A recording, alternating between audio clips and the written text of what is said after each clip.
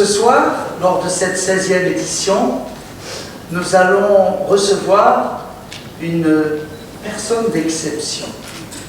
Une Africaine, oui, mais tunisienne avant tout. Le thème de la 16e édition des Mardis du Tourisme, ce soir à Casablanca, était le développement de l'Afrique grâce et avec le tourisme. Et nous avons invité la directrice de la Banque africaine de développement à Rabat, au Maroc, Madame Mourkaddem, pour vraiment poser les potentiels réels que l'Afrique peut obtenir, gratifier et valoriser grâce à l'industrie touristique. Et on s'est rendu compte ce soir lors de ce débat qu'il y a une multitude d'opportunités pour créer véritablement une nouvelle industrie au bénéfice des 1 milliard et quelques millions d'habitants africains. Nous voilà donc aujourd'hui à l'ère d'une nouvelle page du développement touristique africain. Nous voyons des grands pays comme le Maroc aujourd'hui avec ses 12 millions de visiteurs, mais aussi la Tunisie, l'Afrique du Sud, l'Éthiopie, la Tanzanie, le Kenya, le Sénégal, la Côte d'Ivoire et tant d'autres pays que je n'ai pas cités comme les grands pays touristiques africains qui, ici et là, réalisent tant bien que mal des 2 millions, 8 millions, 10 millions et 12 millions de touristes pour très bientôt. Maintenant, le tourisme africain n'est pas pris en compte, c'est-à-dire l'Africain qui puisse visiter dans son continent qui s'appelle l'Afrique. Et le transport aérien a été abordé comme une problématique de la possibilité de voyager à des coûts très faibles. Malheureusement, ce n'est pas encore le cas, mais ça va venir. On a parlé aussi des transports routiers qui peuvent jouer un rôle dans les régions entre 3-4 pays.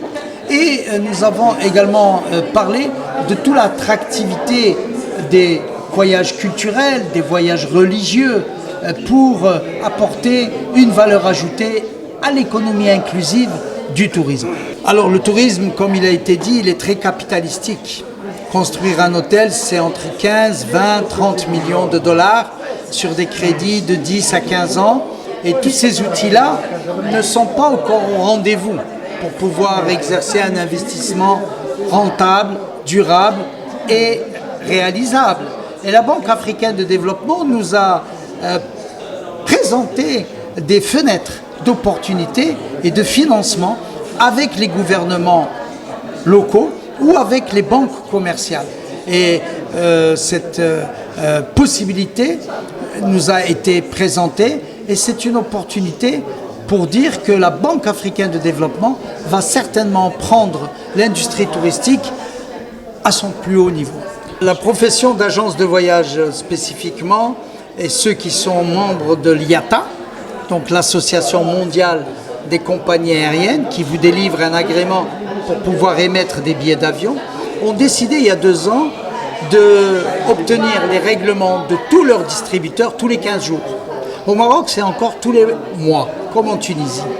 Et donc, aujourd'hui, nous nous étonnons que les compagnies aériennes veulent nous imposer cette résolution à partir du 1er janvier 2020, sans avertir d'une manière assez raisonnable dans le délai les agences de voyage marocaines, mais surtout les clients.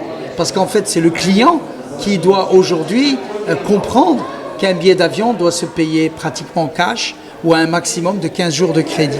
Le problème également que nous rencontrons, c'est que malheureusement les cartes de crédit marocaines offertes par les banques à leurs clients, corporate ou individuels, ne sont pas acceptées dans les réseaux d'agences de voyage par la décision des compagnies aériennes installées au Maroc. Alors que cette même carte pourrait être pour nous un outil de financement entre la corporate et la compagnie aérienne, et nous, on ne facturerait finalement que les frais de conseil, d'expertise et de gestion de ces réservations de billets d'avion et bien sûr d'hôtels et autres prestations touristiques. Nous sommes aujourd'hui surpris par cette décision. Nous allons aller expliquer à des grandes réunions qui auront lieu à Genève bientôt la position du Maroc.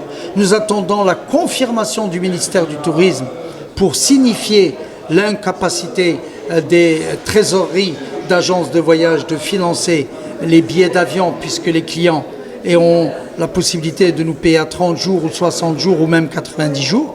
La loi du commerce au Maroc va également être peut-être une obligation que les compagnies aériennes devront respecter au Maroc et c'est prévu dans leur résolution.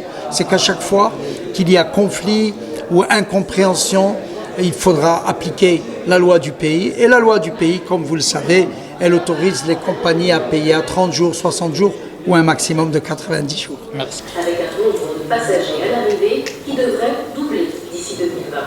Avec les récents travaux d'aménagement de l'aéroport de Marrakech, le pays se